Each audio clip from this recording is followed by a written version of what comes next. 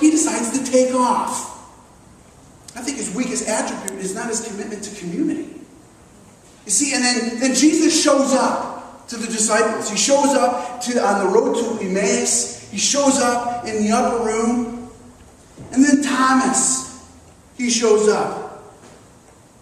And you see, he knows nothing of the resurrection yet. He hasn't seen Jesus. And the disciples are sitting there telling him, guess what? He's risen. He's risen, Thomas. He's risen. And the original language says that they kept on telling him. It was an ongoing thing. He's risen. He's risen. Guess what, Thomas?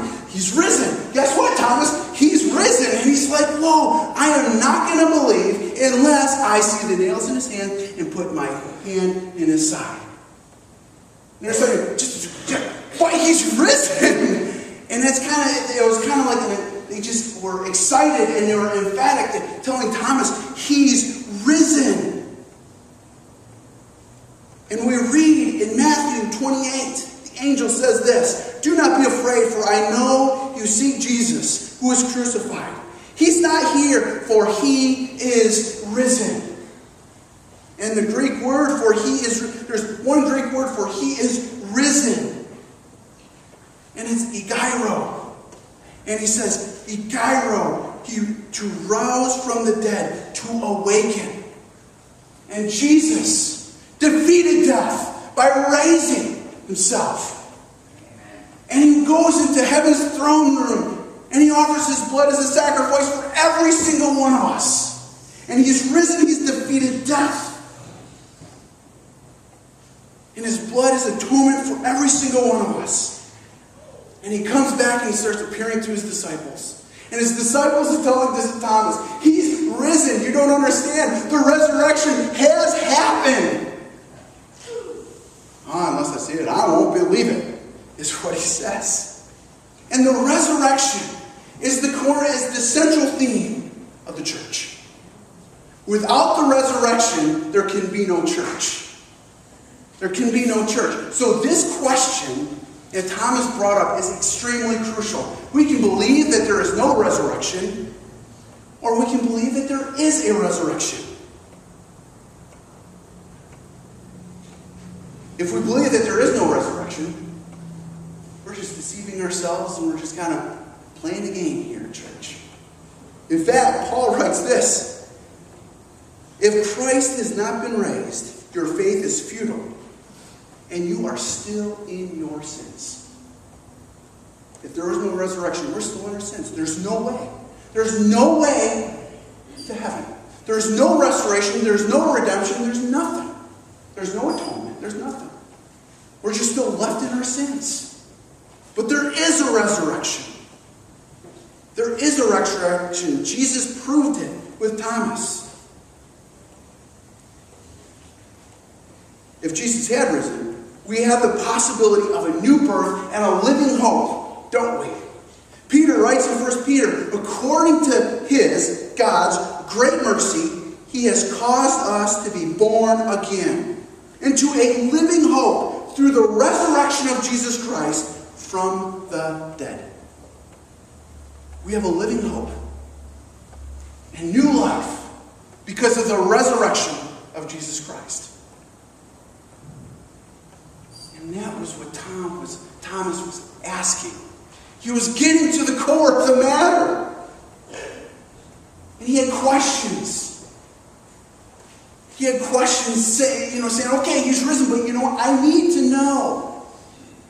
And we can get some lessons from Thomas. We can glean out of this interaction that we can have these lessons from Thomas.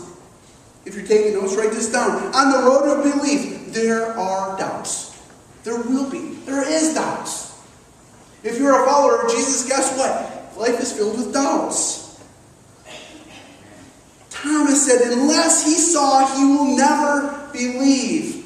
The original language actually puts a double negative on I will never believe. It's kind of putting an exclamation point times 100. I will never believe, period. He says, no matter if I don't see it, I will positively will not believe. End of story. It's kind of the impression that the original Greek language puts on it. We read it and say, well, I'll never believe. No, he was emphatic about, I will not believe. Sometimes we need to doubt a little bit, and that doubt pushes us towards belief in God's character, in God's goodness. You see, when we doubt, it'll lead to some questions. And when we get answers to our questions, guess what? Our faith will be deepened. Sometimes those answers are not what we're expecting or want to hear. But it will deepen our faith and give us a greater understanding of God's character in our lives. It's when we are stubborn that we don't ask questions. And that stubbornness will lead to a hard heart. And a hard heart always blames God for everything. Always will. I know in my life, the times that I was blaming God for things, I had a hard heart. A stubbornness to not seek out questions will lead to a hard heart. Every one of us will have times in our life where we will ask the question, why? Why? Why is this happening? Why? You may not know this. Some of you read the prayer requests. I had this recently in the last couple weeks. Huge why question. A couple weeks ago, my mom was diagnosed with breast cancer. And yesterday, Friday, she had, I'm going to hack this word, a lumpectomy. She was okay with it. I had a problem with it. Why, God, is this happening? Why? I had to seek out God and allow Him to work in my life so that I could be okay with it. The funny thing is, my mom was okay with it. Us kids, I'm the youngest of four, we had a harder time than my mom. We will always have why moments in our life. And it's okay to bring those questions to Jesus, because Jesus is always comfortable with our questions and our doubts. And on this road, there will be doubts. There will be doubts on the road of belief. On the road of belief, God gives us discoveries. On the road of belief, God will give us discoveries. You know, this is an amazing scene that's happening here in the room. If you haven't noticed, the door is locked, and Jesus still shows up. This is like the second time He's done this.